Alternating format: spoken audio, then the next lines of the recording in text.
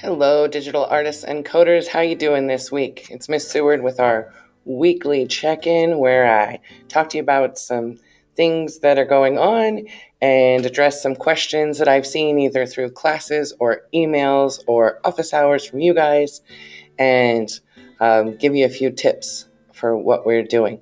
So the first thing I would like to show you is how to unspam my email. I'm using Genius more to communicate with you guys, but Genius has an issue right now where we cannot send pictures. And so if I need to send you a picture of something like a screenshot or something like that, I will be using our regular email accounts, which you will use Gmail. So I need you to go find me, please, and unspam me. I have sent you messages through there, and you probably haven't seen them. I had so many students last year that Google thinks I'm a spammer. But how you do it is you first, you can search for me. If I'm not in the spam, then you don't have to worry about it. But if I don't show up in your inbox, you need to come over here on the left side and click on More. Scroll on down till you see Spam. So see, I see in my spam box, whoops, the cat lady box email accidentally got spammed. And so I can right click on that and mark as not spam. Okay, that'll put it in my inbox now, and I will in the future be able to receive emails from there. So please go ahead and find me in your spam box if I am in there and mark me as not spam so that you get my emails. That was our first issue of the day. The next thing I want to show you is a little bit about Buzz. So I was finally able to get a student login, and I'm not going to show you any private information from the student, but just want to show you some things on here. So here's your main course page. Your to-do list is here. I've been working with your other teachers to use your to-do list a little more effectively. So you shouldn't see like 50 things in there from me, and you shouldn't see the office hours and the attendance activities as much. They're still in Buzz if you need them, but they shouldn't show up in your to-do list. But you can see things then that are past due and kind of what you have coming for, I think the next 15 days is what Colorado Digital Learning Solutions said is on your to-do list. Your activity stream is a cool place to see what's going on. You'll sometimes see these system administrators. I wouldn't worry about them as much.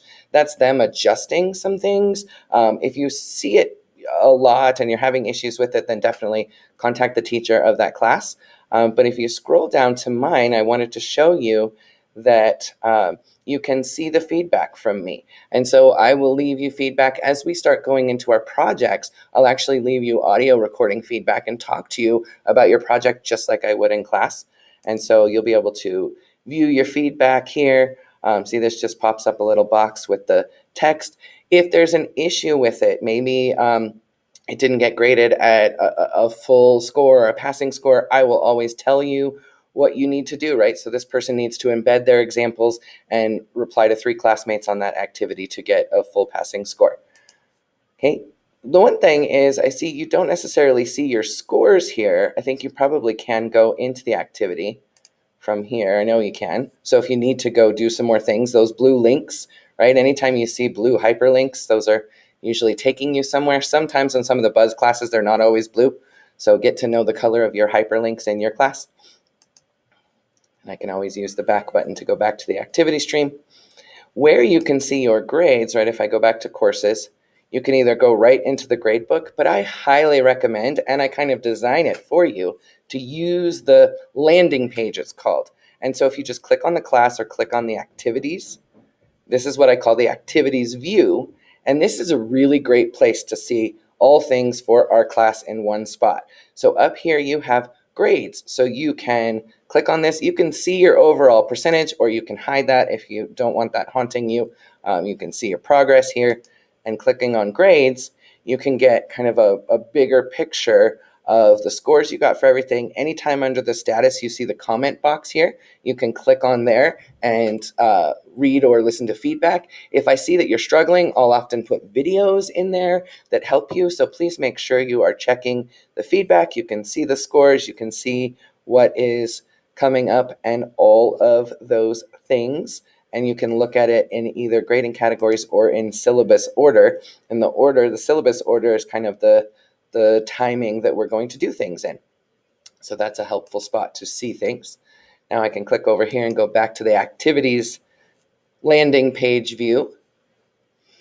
And do make sure, some of these have specific instructions like, to reply to 3 classmates. And so it won't be complete and passing until you follow all the directions. So make sure that you're reading the directions, following them, and asking if it's not clear, right? I am so accessible to you guys. One other thing I wanted to show you is I've been I wouldn't say playing around, but so here on our landing page, right, if you scroll down, I did add the general slides that are also on my teacher page. That way you can see right there on the Buzz landing page for our class if there's anything different with our schedule.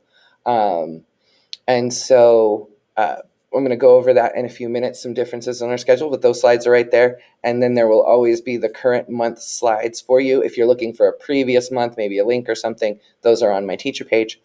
But scrolling down, now you can see the to-do list just for this class, which is kind of nice. See what needs to be done and coming up. And the green check marks. So the green check marks used to be kind of a liar because it only turned green because your screen had seen it for a while. But I'm changing them going forward, starting with Unit 1, that you can mark them as complete. So now you can check it off when you are done with it. And I find as a virtual learner, it's really nice to be able to do that. So I don't have to make myself a to-do list somewhere else. I can do it right in here. So then when you are done, and if it doesn't have a mark as complete, it just means that it's not necessarily required. The podcasts are helpful. They will summarize and explain the lesson to you. So if it really helps you to have someone talk you through something, listen to those. If you feel like you've gone through the lessons, read them all thoroughly, and don't need that extra, it's not necessary. I have also added these and will continue to add at least one per unit of Ms. Seward Helps with Unit 1.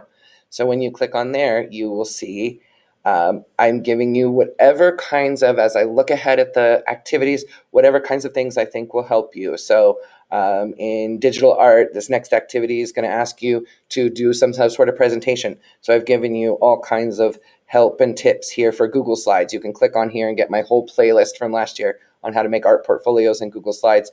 This is a great tip in here, how to split your screen on a Chromebook. So if you're working in 2 different programs, like you're reading directions on Buzz and trying to get your Coder Z account set up, or some other website, you can split your screen. That was a viral video I made last year.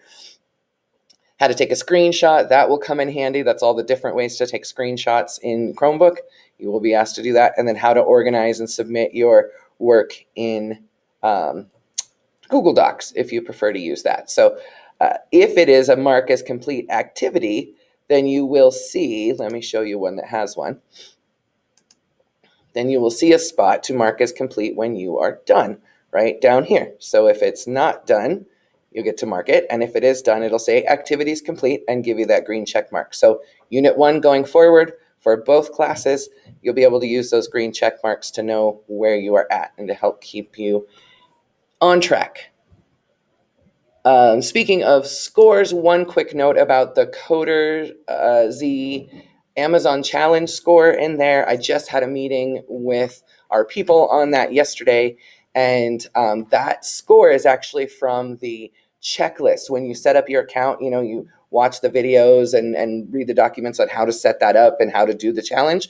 That's what that score is for. They will be adding another score that will actually show your score for the final Coder Z. So make sure you're doing all the challenges for level 1, 2, and 3 in the coders class. And the last games are optional. That's up to you. Okay. It is okay to work ahead, but you might have to wait a bit for grading, especially if it's like a discussion that requires replies, right? You might, if you work way ahead, there might not be other classmates to reply yet. So some of the things will be graded once we as a group kind of complete them. If you are concerned about something and need to know kind of how it is before you move on, then that's a great time to talk to me one-on-one, and we'll talk about your progress on that. Make sure you're checking back in on your discussions, right? Those are conversations. So like in our Flipgrids, people have replied to you, and in our discussions on Buzz, people might have replied too. So make sure you're checking those out. Okay, so I just want to talk to you real quick about schedule. So I'm going to go to my teacher page, and I can click right down here to general info and office hours. So this is a slide that is also on Buzz. I'm going to move myself over here. And so we have a little bit different schedule now. We have Zoom classes every day, and I would love for you guys to come to those classes. There are no classes today, which is silly because then that means I can't show you the schedule. So I need to move this over. But some of the things that we're going to be doing in those classes are getting help with Buzz and other programs, chatting about projects and assignments, talking to your teacher, connecting with your classmates, conducting study groups, like breakout room study groups with other students that are working on the same thing as you, brainstorming ideas together, fun and games. So the more of you that come to the Zoom classes, the more fun we can have in them. So just a quick note, let me show you. And you'll notice I'll pop this on top if there's something different. That way you don't go click on the link for class and think you're going to get there. So that's why that is there. But 2 p.m. every school day is the coding Zoom class, and 2:30 p.m. is the digital art and design Zoom class. So just 20, 30-minute class, just a chance for us to check in with each other and, like I said, have some fun and do some cool stuff. So I hope you come to that. Please do note before you come to office hours or class, you do need to check my slides. I will put in the breaking news kind of anything unusual that's coming up, and I will also put it in your schedule. So if you're looking at this week for 9/13, you'll see I have no Zoom classes with Miss Seward today and no office hours Zoom class or Friday fun on Friday. Sorry about that, but I have a doctor's appointment and I have to be out all day. Speaking of Friday fun, there's a spot on my teacher page now for Friday fun. So you can see the schedule there. Let me move myself over here again.